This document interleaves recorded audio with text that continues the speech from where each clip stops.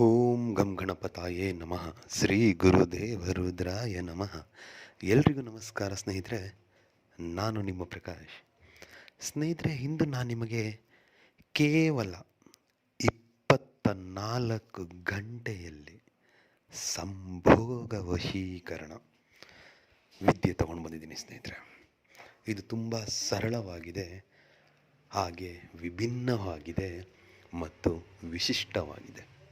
ಈ ಕ್ರಿಯೆನ ನೀವು ಮಾಡಿದರೆ ಸಾಕು ಸ್ನೇಹಿತರೆ, ಅಷ್ಟು ಪವರ್ಫುಲ್ ಇದೆ.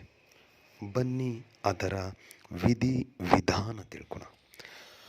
ಅದಕ್ಕೂ ಮುಂಚೆ ನನ್ನ ಚಾನಲ್ನ ಸಬ್ಸ್ಕ್ರೈಬ್ ಮಾಡಿಲ್ಲ ಅಂದರೆ ಸಬ್ಸ್ಕ್ರೈಬ್ ಮಾಡಿ, ಲೈಕ್ ಮಾಡಿ, ಶೇರ್ ಮಾಡಿ, ಹಾಗೆ ಬೆಲ್ ಐಕಾನ್ ಬಟನ್ ಪ್ರೆಸ್ ಮಾಡೋದನ್ನ ಮರಿಬೇಡಿ. ಏಕೆ ಅಂದರೆ ಮುಂದೆ ನಾನು ಏನು ವೀಡಿಯೋಸ್ ಬಿಡ್ತೀನಿ ಅದು ಎಲ್ಲರಿಗಿಂತ ಮುಂಚೆ ನಿಮಗೆ ಬಂದು ಸೇರುತ್ತೆ.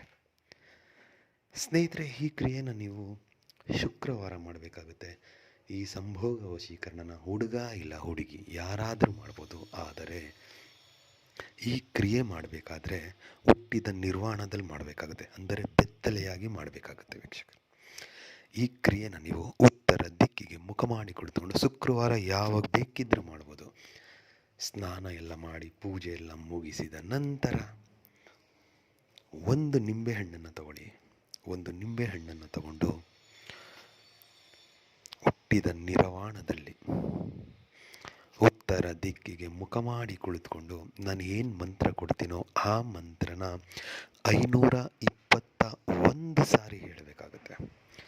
521 ಸಾರಿ ಹೇಳಾದಮೇಲೆ ಆ ಮಂತ್ರ ಪಠನೆ ಮಾಡಬೇಕಾದ್ರೆ ಆ ನಿಂಬೆಹಣ್ಣು ನಿಮ್ಮ ಬಲಗೈಯಲ್ಲೇ ಇರಬೇಕು.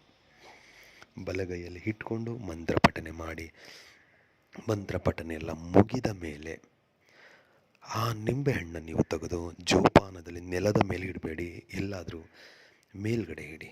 ಸಜ್ಜ ಆಗ್ಬೋದು, ಇಲ್ಲಾಂದರೆ ಏನಾದರೂ ಒಂದು ಮೇಲ್ಗಡೆ ಇಡಿ, ನೆಲಕ್ಕೆ ಟಚ್ ಆಗಬಾರ್ದು.